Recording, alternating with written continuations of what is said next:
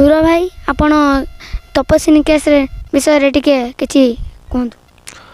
ତପସ୍ୱିନୀ କେସ୍ରେ ଯେଉଁ Aska court decision ନେଇଛି ଯେ ଗୋଟେ ରୁମ୍ରେ ଶ୍ୱଶୁର ଶାଶୁ କେହି ଯିବେନି, ବାପ ମା କେହି ଯିବେନି, ଗୋଟେ ରୁମ୍ରେ 2 ଜଣ ଯାକ ରହିବେ।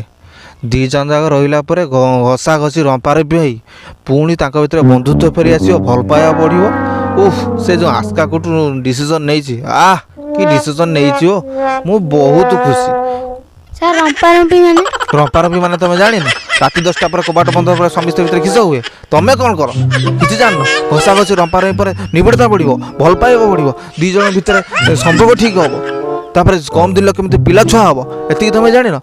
ସାର୍ ଅନୁଭବ ଆଉ ବର୍ଷା ଭିତରେ ସେଇଟା ଯଦି ଜଜ୍ ଡିସିସନ୍ ନିଅନ୍ତେ ତ ସେମାନେ ତ ଘଷା ଘଷି ହେବେ, ସିଏ ରମ୍ପାରମ୍ପି ହେଇକି ପୁଣି ତାଙ୍କର ନିବିଡ଼ତା ବଢ଼ିଯାଆନ୍ତା, ପୁଣି ସମସ୍ତେ ଏକଜୁଟ ହେଇଯାଆନ୍ତେ, ଗୋଟେ ସୁସମ୍ପର୍କ ଗଢ଼ିଯାଆନ୍ତା। ଏତିକି ଜାଣିନ ତମମାନେ? ଟିକେ କ'ଣ ନବୀନ ପଟ୍ଟନାୟକ କିଛି ହେବନି? ହବ। କବାଟ ବନ୍ଦ ହେବି, ରୁମ୍ ଭିତରେ ବନ୍ଦ ହେବ ମାନେ